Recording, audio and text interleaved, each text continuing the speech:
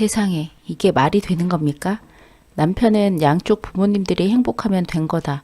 모르는 척하고 그냥 넘어가라 하는데 제가 알게 된 이상 그냥 못 넘어가겠습니다. 세상에 아무리 다양한 사람들이 있고 수많은 일들이 생긴다 해도 이건 아니다 싶어서 사연 보내봅니다. 사돈끼리 친하게 지내는 건 좋았는데 서로 파트너 바꿔가며 연애를 하다니요. 친정 부모님과 시부모님이 처음 만나게 된 건 상견례 때인데 이때부터 무척 사이가 좋으셨습니다. 양쪽 집안이나 우리 부부의 스펙이 많이 차이가 나는 게 아니다 보니 상견례도 무난하게 별일 없이 넘어갈 거라 생각은 했지만 실상은 분위기가 좋아도 너무 좋았습니다. 양쪽 부모님은 부부 동반 모임에 나온 것 같은 느낌? 자식들로 인해 인연이 맺어졌지만 우리도 친구처럼 잘 지내보자며 의기투합하셨습니다. 그 당시에 남편과 저는 외동이라 부모님들도 홀가분하셔서 기분이 좋으셨나 보다 하고 그냥 넘어갔는데 부모님들이 우리 결혼식은 언제 치를지 예물이나 혼수 같은 얘기는 몇 분 안에 너희들이 원하는 대로 하라고 짧게 끝내시고는 아이고 사부인 어쩜 이리 고우십니까? 우리 며느리가 엄마를 닮아 이렇게 예쁘고 바르게 잘 컸나 봅니다. 바깥 사돈들의 칭찬에 안사돈들은 호호 아유 별 말씀을 하고 내심 싫지 않은지 얼굴을 붉혔습니다. 시아버지와 우리 아버지는 낚시라는 공통 취미로 의기투합하셨는데 우리 결혼식은 뒷전이고 민물 낚시는 어디가 좋고 바다 낚시에서 잡은 감송돔이 크기가 몇 센치였고 서로 정보 교환하고 자랑하기에 여념이 없었습니다. 결국 모임 말미에는 바다 낚시 여행 일정을 잡으셨고 우리 결혼식 올리기도 전에 네 분이서 1박 2일로 동해로 보트를 타고 낚시를 나가셨습니다. 그걸 시작으로 한 달에 한두 번은 꼭 만나서 같이 여행을 가고 시간만 나면 서로의 집에서 식사도 같이 하고 주말에는 등산도 하며 지냈습니다.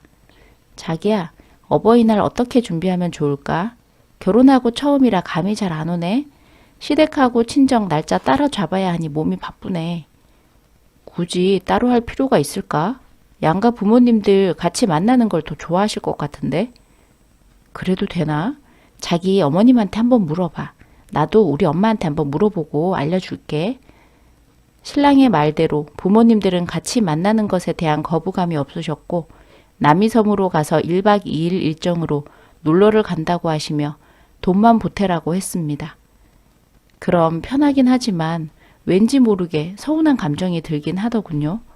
부모님에게 우리는 소외된 느낌?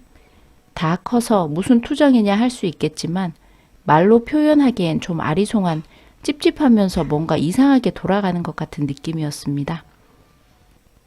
남편한테 얘기를 해도 너가 너무 예민한 거 아니냐? 잘 지내시면 좋은 거지 뭐 하길래 그런가 하고 넘어갔는데 신랑이랑 백화점 쇼핑을 하고 지하 식당가에서 저녁을 먹고 들어가려고 자리에 앉아 있었습니다. 내가 좋아하는 황태냉면을 한 젓가락 입에 집어넣고 우물거리는데 맞은편에 앉아있는 신랑 뒤쪽으로 우리 엄마가 보이는 겁니다. 엄마!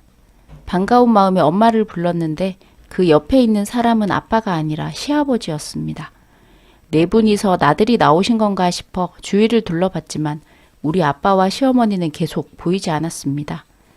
엄마와 시아버지는 내가 부르는 소리를 듣지 못하고 팔짱을 낀 채로 그대로 식당을 빠져나갔습니다. 남편, 내가 헛게 보이는 건가? 아니, 제대로 본 거 맞아. 장모님이랑 우리 아버지네. 그치? 내 눈이 잘못된 거 아니지?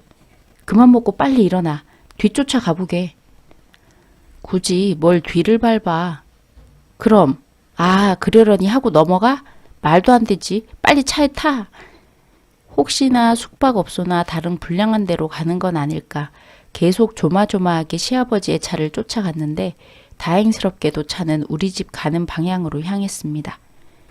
그런데 차에 내려서 엄마가 들어가려는데 시아버지가 잘 들어가라고 인사를 하며 우리 엄마를 꼭 껴안고는 이마에 뽀뽀를 했습니다. 엄마는 수줍게 웃으며 시아버지 차가 아파트 단지를 떠나 시야에 보이지 않을 때까지 손을 흔들며 배웅을 했습니다. 엄마가 어떻게 우리 아빠를 배신하고. 저는 몸이 부들부들 떨리고 이 일을 어떻게 해야 하나 아빠가 충격받아 쓰러지시는 건 아닌가 별의별 걱정이 다 되었습니다. 그런데 그것도 쓸데없는 걱정이었습니다. 엄마가 들어간 후 차에서 흥분하는 제 눈에는 이제는 아빠와 시어머니가 함께 아빠의 차에 타는 모습이 보였습니다. 두 손을 꼭 잡고 산책이라도 다녀온 듯 운동화에 가벼운 차림새였습니다. 이번엔 아빠 차를 뒤쫓아갔고 아빠는 시어머니를 시댁 주차장에 내려주고는 한참을 안고 있더니 떨어져 각자 집으로 돌아갔습니다. 이게 어떻게 된 거지? 꿈인가? 네 분이 즐겁게 사시네 뭐. 즐겁게 사셔? 즐겁게? 남편의 태평한 말에 제 분노의 불똥은 애꿎은 남편에게 모두 튀었습니다. 사실 자기 충격받을까봐 얘기 안 했는데 부모님들 서로 모두 알고 계셔. 그럼 이 상황을 남편도 알고 있었던 거야? 나도 그냥 어렴풋이 의심만 했지. 실제로 본 건 처음이야.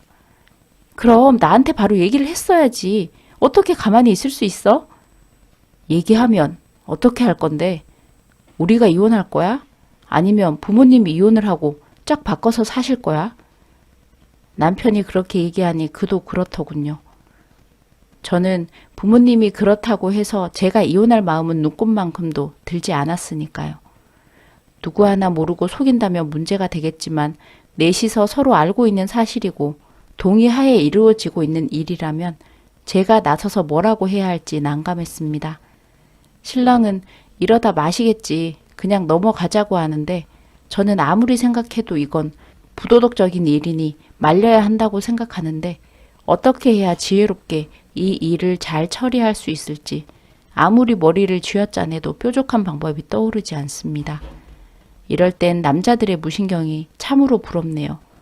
남편도 처음에 무척 혼란스러웠는데 지금은 그 시기가 지났다고 시간이 조금 지나면 저도 흥분이 가라앉고 무뎌질 거라고 합니다. 저도 모른 척 그냥 눈 감고 넘어가야 할까요?